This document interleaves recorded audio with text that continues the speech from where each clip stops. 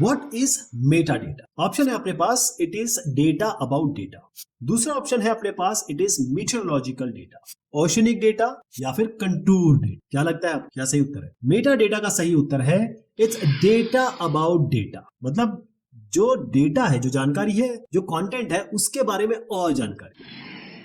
तो Meta data का मतलब होता है जो हमारे पास हाथ में डेटा है उसके बारे में और इंफॉर्मेशन। देखिए, मैं बोलूं कि मेरा नाम है एडम। अब एडम तो अमेरिका में भी हो सकता है, एडम इंडिया में भी हो सकता है, कहीं भी हो सकता है। अब आपने कहा मैं एडम हूं, मैं दिल्ली में रहता हूं, तो पता चल गया ये एडम दिल्ली के बारे में बात हो रही है। या फिर उन्होंने कहा मैं एडम हूं, मैं कनाडा में रहता हूं, तो ये कनाडा वाले एडम हो गए। अब इन्होंने कहा कि भाई अभी भी पूरी इंफॉर्मेशन नहीं मिली। इन्होंने कहा कि मेरी एज है 25 साल, जो कनाडा में रहते हैं उनकी एज है 35 साल। तो ये जो आपने देखा ना, कहाँ रहते हैं, क्या इनकी एज है, ये इन आदमी जो कि डेटा है उसका मेटा डेटा है। ये सारा इसका मेटा डेटा है। ठीक है जी, डेटा के बारे में और इंफॉर्मेशन बताना उसे मेटा डेटा कहते हैं। तो जैसे हम आगे बढ़ेंगे हम ये देखेंगे, जब हम जियो स्पेशल या मेटा डेटा के बारे में, स्पेशल डेटा के मेटा डेटा के बारे में बात करते हैं, तो उसमें हम कोई भी मैप ऐसे अलहदा नहीं दिखा सकते, यानी कोई जीआईएस फाइल्स हम ऐसे नहीं दिखा सकते, इमेजरी नहीं दिखा सकते। क्यों? क्योंकि ये सारे मैप्स जो है,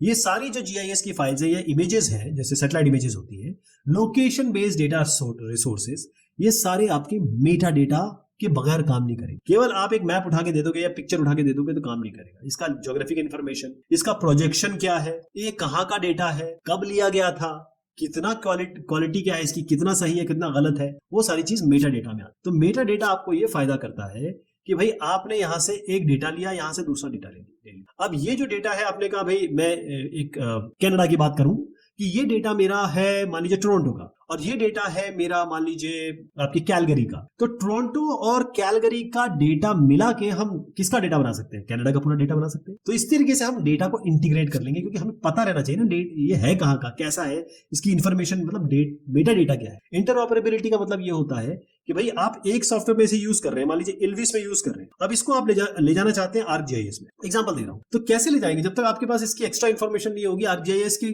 को और भी चीजें चाहिए होंगी, हो सकता है कम चीजें चाहिए हो। डेटा शेयरिंग भी यही एग्जांपल हो गया कि भाई आपका पूरा का पूरा कनाडा ये दो डेटा शेयर कर सकता है ना आपस में, उनकी अथॉरिटीज आपस में शेयर कर सकती है, तभी जब इसका डेटा हो, डेटा के बारे में जानकारी हो। और जैसे मैंने आपका कहा जीआईएस प्लेटफॉर्म्स या फिर यूजर, अब एक यूजर के सामने, जैसे मैंने कहा ना कि यूजर के सामने आप मैप रख दें, अरे ये मैप कहाँ का है, कब लिया गया था, इसकी इंफॉर्मेशन बताओ, कौन से सैटेलाइट का डेटा है, क्या इसका रेजोल्यूशन है, कि कौन से समय में लिया गया था, ये सारी इंफॉर्मेशन आपका मेटा डेटा होती है, जो डेटा के बारे में डेटा होता है।